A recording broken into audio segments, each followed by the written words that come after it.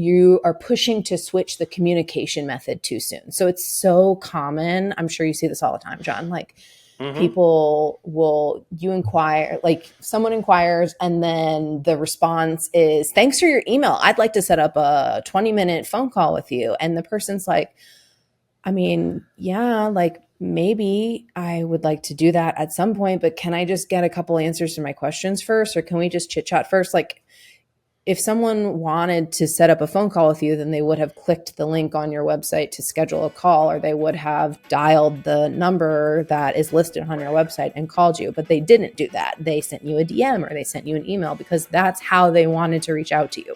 So why are we changing the method of communication so quickly?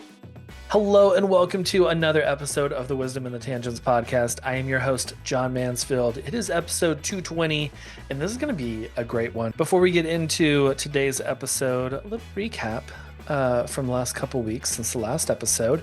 I had a birthday. Thank you.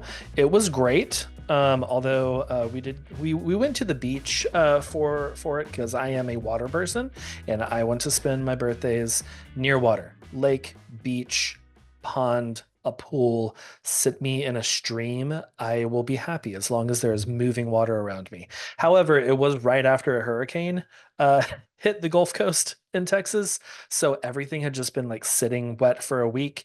And there were about roughly a billion mosquitoes. So that part was not fun. My legs were very textured with all the mosquito bites, but overall it was a great weekend. Got to spend some time swimming, got to spend some time throwing a boomerang around. That's fun. I haven't done that in a while. But yeah, thanks for the birthday wishes. Anyone who sent me those on Instagram. But I wanted to do a little birthday special. I know we're like, toward the end of the month now, but for the rest of the month, if you want to do any one-on-one mentoring, I'm going to be opening up a couple days for group coaching to where we can have multiple people in, just kind of a round table and be working on our different businesses and learning from each other. I'm going to be doing half off of any of that because it's my birth month and I want to celebrate with y'all, and I want to celebrate by watching your businesses grow and expand and turn into the life that you always dreamed of. So if you're interested in that, shoot me a DM. You can also go to podcast.allheartphoto.com. There's links on there to work with me, or allheartphoto.com/education. And that also has more links there. I'm all over the place on the internet, but yeah, I'm feeling good. Birthday season is always fun because it's like summer and again, water and all things beach. So I'm really enjoying that. And I really enjoyed today's episode. My guest on the show today is Taylor de la Fuente. She is a copywriter and brand strategist behind Bigmouth Copy. And if you look at all of her branding, the fonts, the colors, everything like that on her socials, her website, all of that, it exactly matches her personality. So she is really good at her job when she can match that for herself, because it is the hardest for ourselves. But yeah, this was so much fun. We talked about ghosting. We've all been there. You've had the ghosts. You've had the people reach out to you and then they ghost you. And it's not fun. No matter where you are in your business, it's happening. It's happening more and more because people are just kind of, this whole season is very interesting for a lot of people.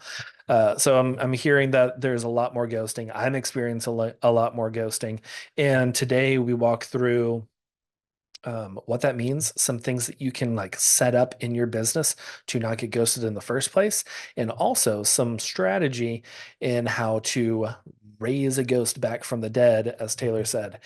So I am excited for this episode. Let's go ahead and get into it. Here is my conversation with Taylor.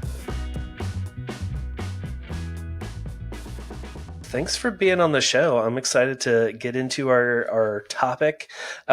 Before we do, could you give us a little background into you and where you're from and what you do and all that? Yeah. So I'm Taylor.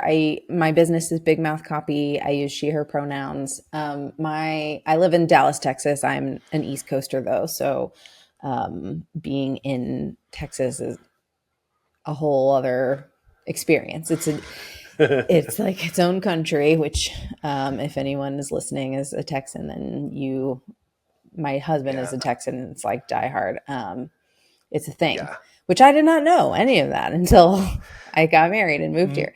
Most people don't. Yeah. And we live in 100-year-old house and all those things. None of that is relevant to what we're talking about tonight, which is ghosting, which is just a very small piece of what I do. I'm a copywriter, which sometimes people think that means I'm a lawyer, and I deal with copyrights, as in the rights to the content you put out in the world. Not true. I am a copywriter, WRITE, meaning that I write copy being words whose their job is to sell. So I am a salesperson with words, specifically written words. And obviously, ghosting comes up as part of the sales process. Unfortunately, I think it's pretty normal. Everybody has experienced that in a service-based business at some point.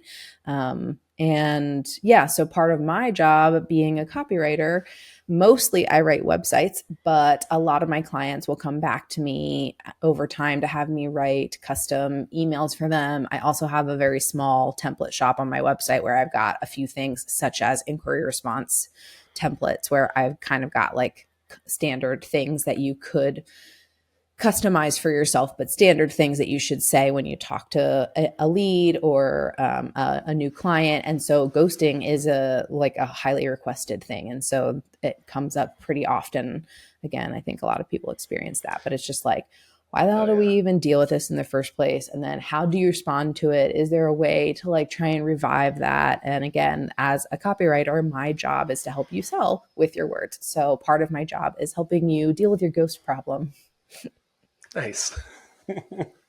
I love it. I think that's, I mean, one, I was totally that person, like maybe 10 years ago, probably even less than that did not know the difference between copyright and copywriter and lawyers and all that. I was just like, I don't even know what copy is. Totally. And so if you're listening right now and you didn't, now you do. Isn't it amazing how you like start your business because you have a passion for, in your case, John, and your listeners, photography? It's like you love photography and all of everything about that, and then all of a sudden now you're expected to know like what the difference between an LLC and an S corp is, and how to be a copywriter, and to balance your books and do your taxes and all of these things that you're just like, this was not what I signed up for. Yeah, it was like I just had a passion and I wanted to make money from it, and now I have to know all of these things. Oh yeah.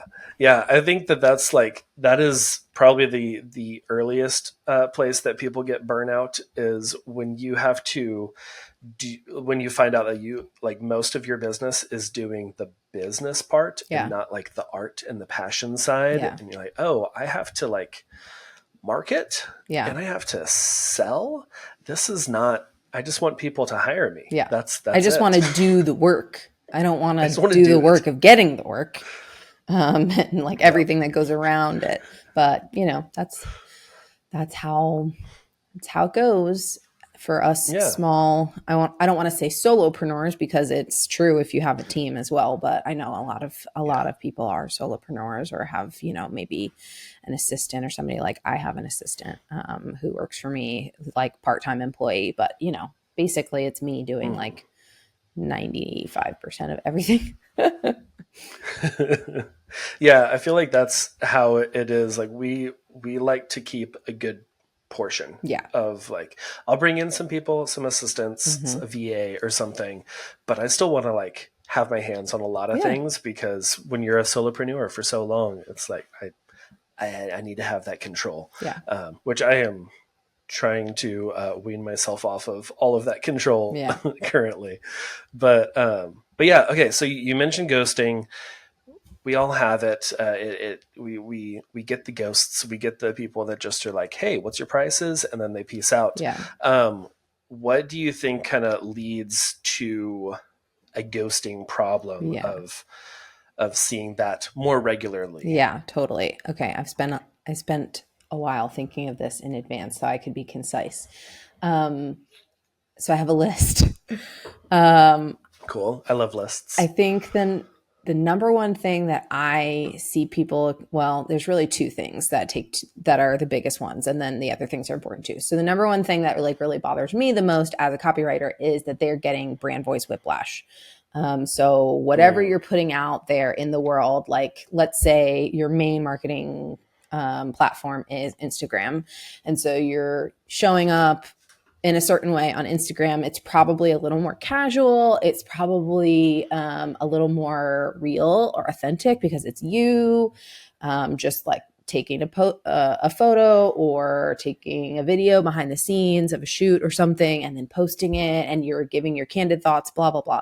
So they're experiencing you in one way, and then they show up on your website, or they send you an email to inquire about working with you, and you respond in a completely different way. And so the person's like, wait, what? Because I thought I was inquiring with like John, who is funny and, you know, a dad and like a big sports fan and like posts about like the weird weed growing in his backyard is like normal, goofy person. And now I'm getting like, dearest Taylor, thank you very much for your inquiry. Like super buttoned up, like you're wearing a suit and tie. And the person, of course, not saying you do that, John, but as an example, like the person's like, wait, who are you? Like, this is not what I was going for. So that is something that I see and hear about a lot from people. And so like, ghosting is definitely happening because of that branding whiplash. So that's why spending time on creating a brand voice and paying attention to your whole sales cycle, including the emails that happen after somebody inquires with you and even after they hire you, all of that is really important to be consistent. The other main thing, as you brought up already, is pricing. People are ghosting you because they didn't know your price. Hence, they reached out to ask what your price is. You told them, and now they ran away, which like this is one of my biggest soapboxes that I have as a copywriter, because part of my job is to help people write their website services page. And so I always recommend to people to put your pricing on your website, which I could spend days talking about as its own topic. But I always recommend people put their pricing out there online. So that way the ghosting situation does not happen to you. And people are scared of doing that for a lot of reasons. But, you know, if you are not willing to be brave and put out there, hey, here's how much my service costs, which I don't even know why that's scary to begin with, because it's not a secret. Like, this is a business transaction. You want X and it costs Y. Right. Like that's how it works. And yet somehow it's this weird faux pas to people think it's a faux pas to talk about money. I'm like, but that's part of it. But anyway, if you don't, it's like if you go into a restaurant and there's no prices on the menu. Exactly. I'm like, I don't even know if I want to get a seat, because this might be $200 a plate. Exactly. And I'm not ready to do that tonight. I love that example. I use the example too sometimes of like, have you ever gone shopping for, let's say, a new pair of jeans, and you spent all of this time like trying on different pairs and whatever, and you finally found one that you like, and the freaking tag fell off somewhere along the way, and now you have no idea how much it costs, and so you have to go up the counter and ask somebody like, can you tell me how much this is? It's embarrassing to have to stand there in front of somebody and say, how much does this cost? And them to tell you. And then in real time in front of them, you have to decide, is that too high for me? Is it worth it? Do I want it? Whatever. And same thing. I love the restaurant example, like the market price. And you're like, do I want the salmon? Right. Well, I want the salmon if it's $25. I don't know if I want the salmon if it's $55. Like that whole thing. So anyway, again, we could talk about pricing for days, but that would be another big reason why people ghost you. Yeah. No, I love that. I think that more people need to have their pricing on there. The biggest pushback I get is like, well, what if other photographers see my pricing and then they like undercut what I'm charging and put up the same thing for a lower price? It's like, okay, let them. What if? Let them undercut. Do you want to win the race to the bottom? Because I don't. Exactly. That's interesting that's the biggest thing that you hear, because the thing that I hear the most frequently is well, what if they never reach out and so I never get the opportunity to show them that I have another service at a lower price? To which I say, like, yeah, they might not. But there's also plenty of people out there who, similar to the analogies we just gave, are not seeing your price and never reaching out to begin with, because they don't want to deal with the mystery of what is the market price for the salmon? What is the, the price tag on the jeans that fell off along the way? Like, they don't want to deal with the embarrassment of asking and being confronted about it and being, attempted to be sold to on your email list 100 times. And so the difference is that those people have never reached out. So you don't know how many they are out there. So you're not considering those people. You're just considering the ones who do reach out. Yeah. And that's what we don't think about, because we're always thinking about the ones that, what if they would have purchased from us, but we were too expensive, or they didn't see our lower offers or whatever. I couldn't hook them in with a low, we start at this price and then upsell them to whatever. Yeah. But we don't think about, what about all the people that just completely skipped over your website because they were looking for what they wanted and they couldn't find it on your site. Yeah, exactly. Like, I have run into that with, like, looking for business coaches and, like, going to people's sites, and then they're just like, yeah, I do, like, one-on-one coaching, inquire for rates. I'm like, not helpful. This is too much time. Yeah. And the ones that I have hired are just like, this is my rate. Here's a contact form. Yeah. And I send it over, we schedule, and it was so easy. Because they're being professional. It's like, it's not a surprise that money is going to be involved. Yeah. Let's just be professional and say, yeah, I'm offering you a service. It's great. You'll get X, Y, and Z out of it. And in exchange for my time and expertise, here's how much you owe me. It's not complicated. Anyway, I digress. No. Yeah. It's the whole thing of, like, you want to remove all the friction points to make a great client experience. And that's another friction point of, I don't know, is this good pricing? I'm going to have to, if they start at X amount, I'm going to have to email, and then we go back and forth a couple times before they send their pricing guide, or I have to, like, meet them over Zoom, and then they show me the pricing guide. Exactly. Instead, just, like, have it out there. And then you, like, if you're attracting the people who connect with your brand voice, which I want to circle back around to what you were saying about the disconnected brand voice, because I see that all the time. And I saw that, like, that was me 100%, like, 7 years ago. Yeah. I was just so disconnected. But, like, if they connect with you, if they love who they're seeing online, and you're once they see your prices and all that, like, if you're drawing in the right people, they're going to inquire either way. Totally. We all want more time in our life. I mean, think about it. It's one of the best seasonings. I can't imagine a shepherd's pie without some time. What was that? Oh, yeah. No, that makes more sense. Okay. We all want more time in our life. Time is finite. It's a construct. But what if I told you you could create your own time? Not exactly, but pretty close. Since I've been using Imagine AI to edit my photos, I have gotten hours and hours of time back that I would have just been sitting in front of my computer, clicking away, editing all the photos. But now I can use those hours to work on my business, to bring in more leads, or for some leisure time playing Super Mario, trying to beat that one level that I can't.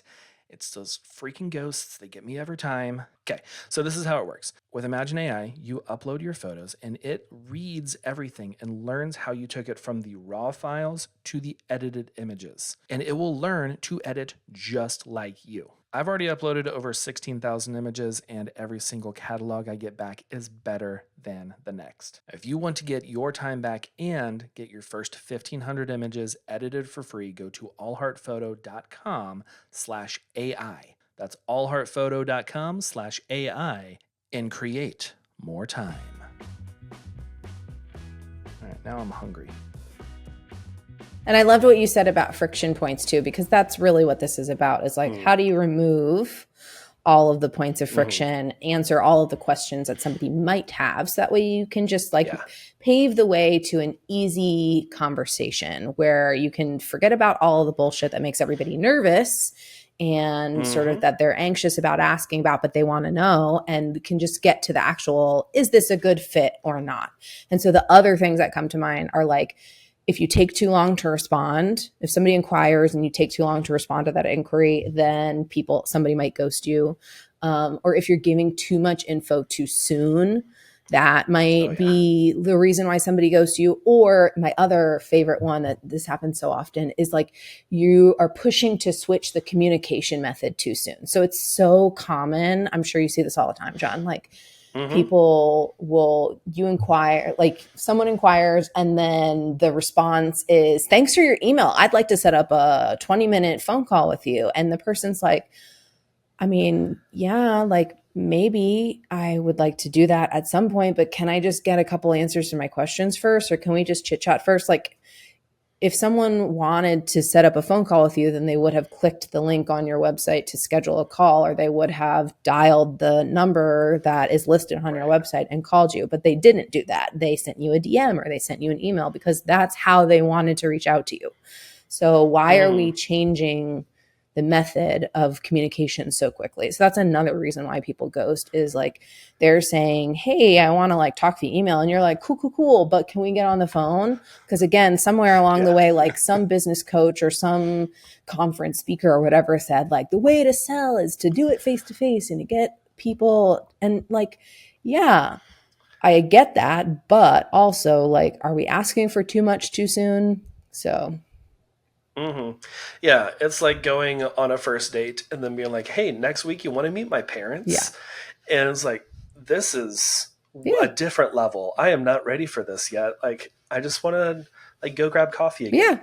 And yeah, I have 100% heard those business coaches and conference speakers of like, get them on a phone call immediately. Like, don't send them any pricing until you've already talked to them on the phone. And maybe that works for them. That's cool. But yeah, that I tried that. It didn't work a lot. I got ghosted a ton because I was shifting from someone who was really excited, sending me an email asking about more detailed pricing and maybe like figuring out a custom package for them. And then I was like, oh, right, cool. Let's get on a phone call and we can talk face to face. It'll be like 20 minutes and, and it was so much. And then a lot of times they were just like, okay, well, this other person just sent me over a pricing guide. So and didn't ask for a phone call. And I like their style of their photos just as much as yours. And the experience has been easier. So I'm just going to slide over there and never email you back. And that is where the ghosting comes from. Yeah. There's so many different places. Cause like thinking about this, when I sent over like those questions earlier, I was thinking in my mind too, and had a couple, but yeah, like you've brought up so many so far that I'm just like, oh yeah, that is another reason. I can absolutely see how that would be ghosting. And like with that disconnected brand voice earlier, like you nailed it on the head of how I used to be, where I was like, very like 2018 hashtag authentic on Instagram and just like always showing up, showing my face and being very personable, which I still try to do. And then on my website, it was everything was in third person. Like my about me page was John loves this and enjoys this. And when he was 12, he got this camera and it's just very disconnected. And my emails were a template that I had purchased from someone else. And those were the very buttoned up ones. And like, that is such a great point to look at those things and see what is my brand voice? What do I want to show up as? Do I want to show up as buttoned up? Then maybe I need to button up a little bit more on social media. Or most likely it's the other way around, and you want to be more approachable and more relaxed, and that needs to be throughout the entire process. I mean, that's a big conversation that I have with almost every client who is concerned about like, well, I want to be this way, but I'm just nervous about doing it this way. And to your point, sometimes people are naturally buttoned up. They're a little more conservative, a little more private. Maybe they come from a really long corporate career and they're just used to behaving that way, or maybe whatever the reason is. But I experience that a lot where people are worried about, well, I want to be my real self, which is X, but I feel like that's not professional. And so I have to be Y. And my answer to that is always like, why would you not want to be yourself? Like, that's just so much extra work. And what is it all for? It is not a shoo-in for, well, if I go around who I want to be and who I am naturally, and mold myself to be this thing, then I'll get more business. Like, that's not how it works, at least not in the small business world, not in the creative business world, not for photographers. Like, it's just not how it goes. And so I feel like, setting everything up where you're showing up as the most authentic version of you is A, easier, but then B, just leads to more sales because people want to work with you specifically. And so if you show up like you, then they get to know you, they like you, they want to hire you, they trust you. Yeah. 100%. And I think I've mentioned this on a previous show, but like I had every now and then I'll do like a horror movie review or something because I love like scary movies and thrillers and stuff like that. And I'll just talk about one that I saw recently, or do like around Halloween, beginning of October, I'll just do a like, here are some great Halloween movies if you've never watched them, or if you like more of the kid stuff. These are some good like Halloween themed whatevers. And I did that one year, and there was a couple that they were on Instagram. They saw it. They were like, that's us. We love this too. And then they ended up booking with me because they saw that, and I was just being myself, talking about stuff that I am interested in and not photography related at all. And they connected with it and were like, oh, we can relate to him. Yeah. This is going to be great. I love that. And it was, and they're like still friends, even, years after their wedding.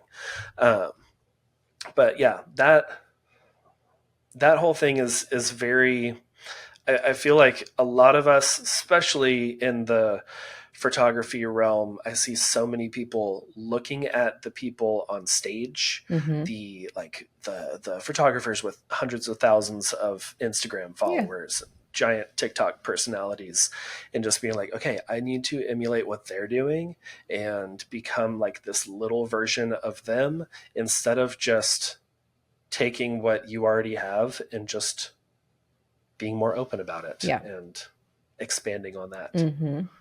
Agreed. Yeah. And that gets tiresome. Like you said earlier, like I can see that like leading to burnout so quickly. If I had to put on a mask every time that I was going to meet with a client, it's exhausting. So and at some point you're going to slip up. You're going to forget, you're going to whatever. And then again, that's where this like brand voice whiplash comes in, and that's where the ghosting happens.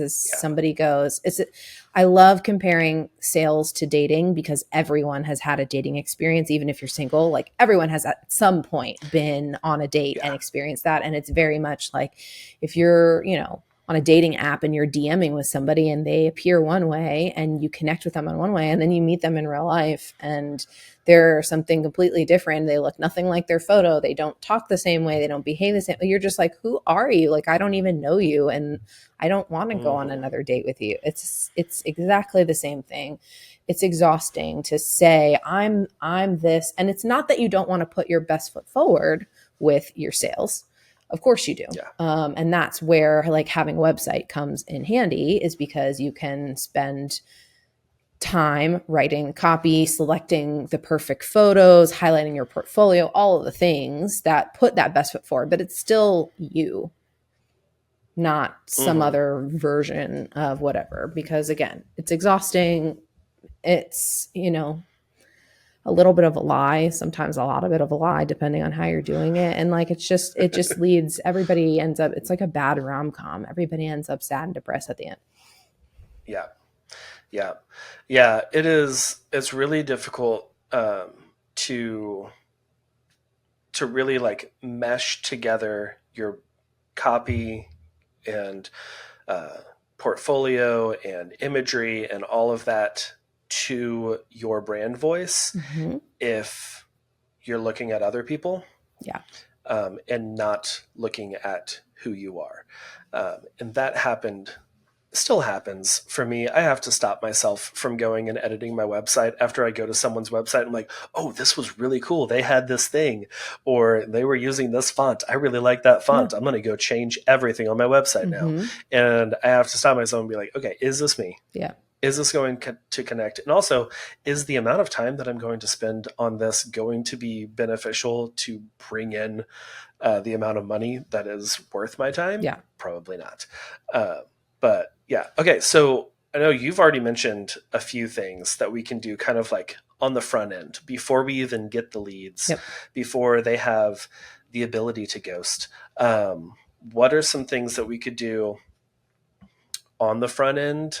Or maybe even a recap of what you've mentioned so far to kind of help with that. Yeah. So I call this like I talk a lot on Instagram about like, you're doing it wrong. That's kind of my signature thing is like, you're doing it wrong. If you do X, Y, Z, you're doing it wrong. So again, we just talked about like why people ghost. You're doing it wrong if you're giving them brand voice whiplash, if you're taking too long to respond, if you're giving them too much info too soon, if you're pushing them to a different communication platform too soon, if you're not sharing your pricing on your website, those are all things that you could be doing wrong that would lead to a ghosting problem. So how you do it right is the opposite. You don't do those things. You align your brand voice across all of your communication, and that includes after somebody purchases with you and through their experience, like after they've actually paid you money. We want all of that to be the same from their first interaction to their very last one. Responding quickly, being selective about what info you share when, and not just like dumping everything on them. Same thing with the communication platform of like respecting their choice. So if they are reaching out to you via email, then you continue the conversation via email until it makes sense to change it to a video call or a phone call. And if you have a reason to change it, then explain, I'd really like to show you some examples of my portfolio that match what you're talking about. Can we have a video call? Like that makes sense. But if somebody reaches out and says, how much does your service cost? And then you say, I would love to talk to you via phone, then it's like, but that's not helpful. And so somebody's going to ghost you. But if you are chit-chatting for a while and then you say like, you've given me some great ideas about your engagement shoot that we're going to do together. I've done something similar before. I'd love to get your take on which one you like. So can we do a video call? I can share my screen and show you different examples of my work, and you can kind of point me in the right direction. That makes sense. Someone's more likely to go like, yeah, I'd love to get on the phone with you. And then coincidentally, it is, a great connection point, and it does make sales easier when you're on the phone with them or on a video chat with them. So that putting pricing on your website, again, we talked about this at length. Those are all of the things. Basically, like flip-flop, do the opposite. If you're doing it wrong, just turn that around, do it the other way. Then you're doing it the right way. Yeah. Mm-hmm. Yeah. Okay. That's so great. And I love like what you were saying about like, if it makes sense to get on a video call or a phone call, like then they're going to feel that it makes sense too. Yeah. And it's not going to be like a weird thing where they're like, oh, I don't really like to talk on the phone, but sure. And then they're just on the phone, just like giving you one word answers because they're feeling uncomfortable. Yeah. Because like, I don't feel comfortable talking on the phone. Yeah. I never really have. I didn't have a phone until I was 17. And even then it was like, nights and weekends were the only times that I could really talk on it. Totally. So like, yeah, it's, and the opposite too. Like if you get an email inquiry from someone that says, I have these questions, can we set up a phone call? Then like that is them saying, I would prefer to speak via phone. Can we set something up? Then like you move forward with that when they ask for it. But if they're not asking for it, then there's no reason to like change the communication method right away. It just is going to make them, as you said, like feel more awkward, more nervous. And if they do somehow agree to get on the phone with you, then they're just going to be like sort of anxiously trying to figure out an escape route the entire time. Mm-hmm. Yeah. Okay. Taylor, I loved all of those. That's so much to do, and so many steps that we can take to like avoid ghosting in the first place. But when we do get ghosts, how can we bring those ghosts back from the dead? Yeah. When it's just crickets on the other side, so many unreplied emails. Totally. How do we bring them back? Yeah. So here's what I recommend is I do 4 follow-ups after the original reply. The original reply meaning at whatever point they stop getting back to you. So for some people, it could be, let's say, Mary inquires and you respond right away. So, and then if Mary never responds to you again, then you start sending like your ghosting sequence to try and re-engage them. Let's say that doesn't happen to you. Maybe you and Mary are talking back and forth for a while, and then somewhere in the middle, Mary stops replying. At whatever point, it doesn't matter. You still start this same like bring the ghost back from the dead sequence, and you send these 4 follow-up emails.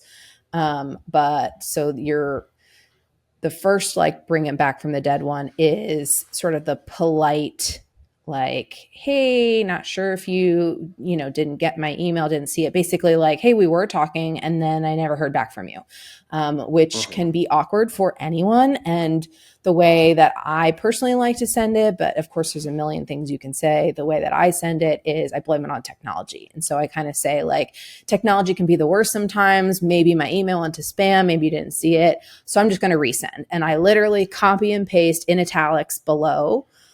So I have like my one sentence, hey, Mary, not sure if you saw my last email. Technology can be the worst sometimes. Maybe it went to your spam folder. Here's what I sent to you. And I just literally copy and paste. And I get plenty of people who come back from that one because that's true. Technology is the worst. Or maybe they thought they meant to mark it as unread, so they'd come back to it and they didn't. Yeah. There's a million reasons. They could have been on vacation and not had an autoresponder on. Like you don't know. So I send that one first. That's like basically the next day. So Mary, you send an email to Mary, she never responds. The next day you send this one, hey, technology is the worst. Maybe you missed it. Here's what I sent you. If you don't hear back from her again, then a couple of days later, 4 days after your first email to Mary that she didn't respond to, this is a super short 1 sentence, like direct email, just saying like, are you still looking for X? Are you still looking for a brand photographer to get more sales for your business? Are you still looking for an engagement photographer for your upcoming, to capture your upcoming proposal? Whatever. It's super short, super direct, because people can see the preview of the email on their phone, like when the notification pops up, and they know who you are. And they probably feel guilty that they haven't responded to you. And so if you don't respond if you don't send this big, huge, long thing, and you just send a 1 sentence, hey, you're still looking, then it kind of takes some of that awkwardness away. And it's also a time and effort saver for you, because you don't want to be spending your time on somebody who has moved on, is ignoring you, whatever. So it's a quick way for you to send that out. Yeah. Easy way for them to get out and just be like, yeah, no, we've gone in a different direction. Or an easy way for them to be like, oh yeah, I really need to get back to them. Yes, I'm still looking. Sorry, I haven't got back to you. Here's what I'm looking for. Let's pick up the conversation. Yeah. Exactly. So it's a super short. And here's the other thing I'll say about that, John, is that follow-up email I send not in the original thread. So if you and Mary were replying back and forth in one thread with the same subject line, that email I just said, the short one, I send it in a new email with a new subject line. And the new subject line is still looking, ? So that way they kind of get like, if there was some kind of a legitimate tech problem or something where it wasn't showing up, it's not getting lost in all of the other replies that they didn't see or getting thrown into spam in that same thread, whatever. But also like, it's just very clear that you're asking like, are you still looking? And then you've got a one sentence. Are you still looking for a wedding photographer to capture your special day? Yeah. No, that's such a good idea of like starting that new thread. Because if they had marked the other one, like even if they read the other one where you're just like, hey, technology can be crazy. Yep. And they're just marked it as unread to get back to later. If you send another one in that thread, it's going to show the like the preview of that first one that you sent and not the second one. Yeah. So they may not even know that you sent a second one because that one's still. Yep. It just adds a number to the reply. Yeah. So instead of 3 messages, it says 4 messages, but they don't get anything new. So at least if you send a new subject line with a new one sentence email, they're getting the quick and dirty version, if you will. So that's nice. Like your ghost busting email number 2.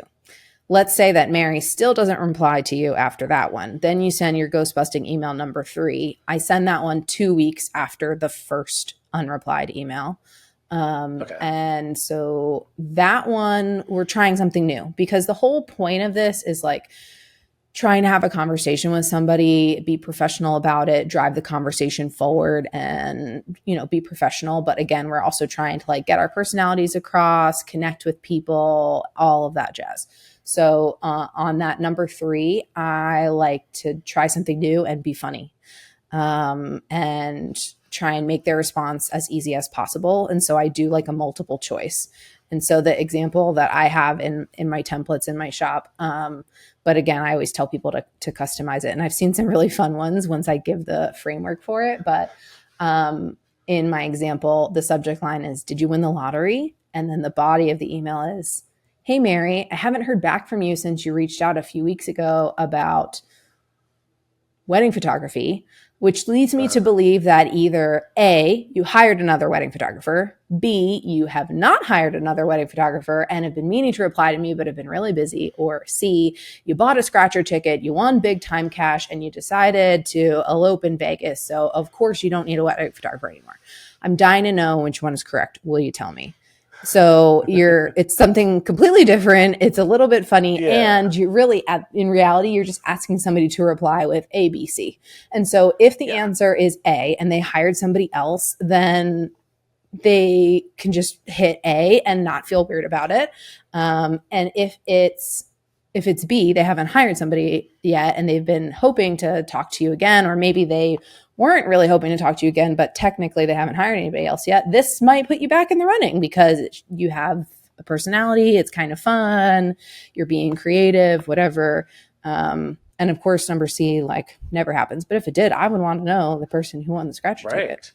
Yeah, tell me the story. Yeah, exactly. But I've seen people put, you can do whatever you want. I actually got the idea for this watching When Harry Met Sally, if you know that movie. Yeah. Oh yeah. There's a part where Harry and Sally aren't talking, and Harry's trying to get Sally to call him back, and so he's leaving her a voicemail on her answering machine in her house, and she's screening the call, and it's like, it leads me to believe that you're not answering, which means me to believe that you want to answer but you're stuck underneath a pile of something heavy, or you don't want to talk to me. And he's like, if it's either A or C, please call me back, or whatever. And that's where I got the idea for this from. Yeah, I love it because it's like, it's lighthearted and it's still getting to the point of it without just being like, hey, do you want to hire me or not? Yeah. Like, just it's a fun way of asking that question. Do you want to continue this conversation? Because I want to continue the conversation, obviously, for the multiple emails that I've been sending you. Yeah. But yeah. And also I'm fun to work with. That. So if you decide to continue the conversation, I'm not going to make you feel bad for not responding to me. I'm not going to be awkward about it. There's no guilt here. Like, we're having a good time, whatever. So I think it's like a win. It's a win-win. Because at this point, if you're now on ghost busting email number 3, trying to bring somebody back from the dead, like at this point, would it be great if you got the sale? Yes. But really what I want to know is just like, what happened? did you hire somebody else and you didn't tell me? Did your dog die and you've been dealing with that? Like whatever, because things, I mean, it's life, things happen. And so you'd be surprised, like at what point in this process people will say, oh my gosh, I am so sorry. I meant to respond to you and this crazy thing happened or whatever. You just don't know. I live in a college town, and there are so many people planning their wedding in their last year of college because they're like, I'm not going to get married in college, but I'm getting married like the week after I graduate. Yeah. And there's so many times that I'll be emailing someone and then they will just disappear for a couple months and then pop back and be like, I am so sorry. If you're still available, I'd love to book with you. But like I had finals and I just like logged out of my email because I couldn't think about weddings. I'm like, that makes sense. That, life happens. The reality is you don't know what's going on in other people's life. And honestly, it's none of your business. Like they really don't owe you an explanation. They don't have to come back and say, here's what was going on. Really, all you care about is, are you still looking? Are you still interested? Yes or no? And if not, I'd love to know that you hired somebody else. So that way I can stop bothering you, which leads me to my last email in this bringing back from the dead is like, essentially like, I just want to know what happened. And so here's what I say for that email. And this one I send a month later after the first one where they are not responding to you. The subject line is, this is my last email. So that way the person gets like, oh, okay, they're not going to bother me anymore. Even if they never open it, they just know I'm now taking the initiative and closing the loop. And then in the email, I say, hey, Mary, I'm closing up some loose ends in my inbox, one of which being your inquiry for wedding photography. I never got a reply from my last few emails, so I'm assuming that you found another brilliant photographer to work with. Would you mind replying with a quick yes if I've got that right so I can cross you off my list? So again, we're making it easy for them. Like we're taking away any kind of guilt or embarrassment. There's no shaming. We are making an assumption, but it's to make their lives easier. I'm assuming that you have moved on. And if I've got it right, can you reply with yes? So that way somebody doesn't have to go into actually we hired somebody else. They can just reply with a quick yes. And again, at this point, the goal is for you to just know officially like they hired somebody else. Because until someone says to you, I hired somebody else, or I decided not to hire anybody at all, like we canceled the wedding, or I decided I don't need new brand photos or whatever, until that happens, you don't actually know why somebody didn't move forward. And so it helps you as a business owner anytime you get that data to know, oh, somebody moved forward with someone else because they like their style better, or because their pricing was better aligned, or this had absolutely nothing to do with me. This person was inquiring about brand photography and then they decided to close their business instead. And so it has absolutely no comment on my ability as a brand photographer at all. So whatever it is, it's helpful for you to know. So that's why I send that as the last one. Yeah. Yeah. And I love the way of like eliminating that guilt for them, because as a recovering people pleaser, that's a big thing for me of like, I don't want to, like, I just want to get out of this conversation because I feel guilty that I haven't gotten back to you. And I don't, it just like removing that from them and allowing them to just be like, yes. Yep. And then never hearing from you again. Yep. That's great. Yep. And that's great for you to like kind of get that closure. Yep. Move on. You can mark it in your CRM as a, lost lead, and here's why. And then you've got all that data, and then you can make decisions that better your business. I just find that, I naturally am a very direct person. And so it's easy for me to just be direct and say, hey, are we, we're not, I don't think we're vibing. Do you feel that way too? Like, but most people don't feel comfortable doing that. on the client side or on the, the vendor side. And so like even if you don't feel comfortable doing that, this is the beauty of email, is that you can write it in advance in a moment of strength when you're feeling good about it. And then you just put in the person's name and you hit send, and you don't have to think about like, ooh, I feel nervous sending it, because you just got it sitting there ready to go. Yeah. Yeah. Yeah. That is the best thing about automations and templates. Like I can write it whenever I'm at my best, and then it is the best version of me going out, and I don't have to do this at 2 a.m. when I'm like tired. I don't even know why I would be in my inbox at 2 a.m. Don't do that. That's not good boundaries. We all have moments of, I don't want to say desperation, but we all have moments of desperation, right? Where you really need the work, and you have a rule that you never do X, but you could really use the money. And so now you're sitting there going like, should I send it? Should I not send it? If it's already written, then it's easy. Yeah. You just send it, and you uphold your boundary or apply your principle or whatever it is, and you move on, and it's done. Yeah. Yeah. Okay. This was so great. I love the step-by-step detail of like moving through all of those emails and everything. And like you hit us on the front end with all the stuff that we can do with our website and with our brand voice, and just like showing up well before the lead comes in, showing up as they come in, giving them pricing, and being, quick response and all of that. And then a great, nurturing sequence after trying to revive a quote unquote dead lead. Yeah. So yeah, this has been so great. Thank you so much. Yeah, totally. Yeah. Okay. Before we kind of wrap things up, there's part of the show that I like to do where we talk about what we're loving this week, and it can be literally anything: a movie, book, TV show, new food, whatever. What are you loving this week? This week I'm loving raspberry chip ice cream and naps, and those both sound good. yeah, and we've been having I live in Dallas. We've been having a lot of crazy weather, like thunderstorms and whatever, but waking up to like rain on the roof, love that. It's such like an early summertime it's one of thing. The best sounds.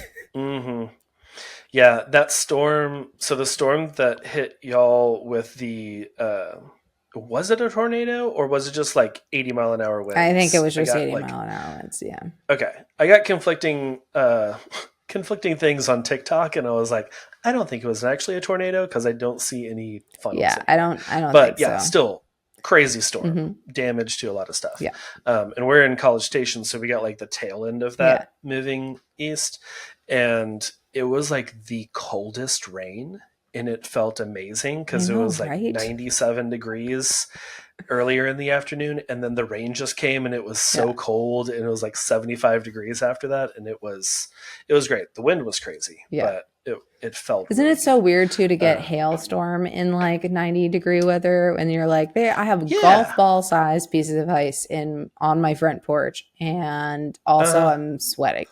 It's like the most bizarre thing, and obviously, like I'm sure the point of your segment is, of things you're loving is a book recommendation or podcast or whatever, and that's not really something you can just dial up like a summer rainstorm, but that's one of my favorite things. And even though it's like a lemonade from lemons kind of situation of like, if the weather is shitty, at least I can lay there in bed and go like, oh, I love that sound. It's a distinctly summertime sound. Yes. Oh yeah. I love the rain. Anytime that it's raining, it's just it brings back good memories, and I love, like, if it's not like thunder and lightning, then the whole family, we're just out there playing in it and running around just getting soaked, especially during the summer, because we're just it's refreshing. Yeah. So yeah, I'm with you there. I love that too. And yeah, I am loving that this week too. That cold rain was just, it's the best rain. Because I was hot and sweaty because we were outside. I was just like pitching baseballs to my son, and then the wind came in, and then it dropped like 20 degrees, and then it was freezing cold rain, and it was really nice. Yeah. So loving that. I am loving a show that I just wrapped up. I was sad it was only like 8 episodes or something, but it's Fallout on Someone else told Prime Video. me that was good. Okay, now I have to watch it because now you're the second person. Yeah, I didn't play the game much, like because it's based off a video game. I played the original Fallout a little bit, like at a friend's house when that first came out, and never really got into it much. I think I bought like the Fallout Las Vegas when that came out, but I didn't really play too much. So I didn't know a lot of the backstory going into it, but it's like essentially like an alternate timeline of like, I think from like the 50s or 60s with all of the it's like a World War nuclear... II, yeah, kind of like a World War II, like nuclear devastation type of thing. Okay. Yeah, but instead of that not happening, it actually does happen, and just like everything is decimated, and it follows a few different people, but like the main character is a girl who I guess she's born in a vault underground. Ooh. In a society that they had been underground for 200 years, and then she comes out, and like there's this whole story, and like, you know, people are still living on the surface, and yeah, it's really great. It's got some funny parts in it, some good actors in there too, so I enjoyed it a lot. It is pretty gory, so if you don't like gore, I love gore, then cool, then you're gonna love it. It's great. But yeah, that one, I think that's what I'm loving this week. Yeah. Cool. Also rainstorms and some Fallout. Nice. So awesome. Well, cool. Well, Taylor, where can people follow along, follow you online, get resources and all that kind of stuff? Yeah. I hang out on Instagram, so it's at Bigmouth Copy is where you will find me, and it is really me. So if you comment or you DM or whatever, it is me. I'd love to chat more. If someone listening either has a question or wants to push back on an idea or whatever, like, great, love it. Let's chat about it. I love doing all of that. So please go find me on Instagram, say hey. But that's the best place to hang out with me. Sweet. Awesome. Yeah. And I will have that linked in the show notes. So y'all can just scroll down and click on over to Instagram. But yeah, Taylor, thanks so much. I enjoyed our conversation. This was very much like actionable steps people can take. And I love that. So thanks for being on the show. Totally. Thanks for having me. Thank you for listening to another episode of the Wisdom in the Tangents podcast. As always, you can check out all the things in the show notes at podcast.allheartphoto.com. We've got links for you to go connect with Taylor on Instagram, on her website. All those places are linked in the show notes and the show description wherever you are listening to this show. Definitely give us a follow on Instagram. We are at wit.pod, WITT.pod. You can also watch the show on YouTube at Wisdom in the Tangents, and subscribe wherever you're listening or watching this from. That way you do not miss any upcoming shows. Next time we have Tori Blackman on the show, and this is really great. We're talking about creativity and living a real and fulfilled life, and just like meshing all that together and how to do that. She's got some good acronyms for us to remember things too. I always love a good acronym, a good alliteration and all that. So yeah, tune in next time for Tori. Until then, have a great week. Bye, all.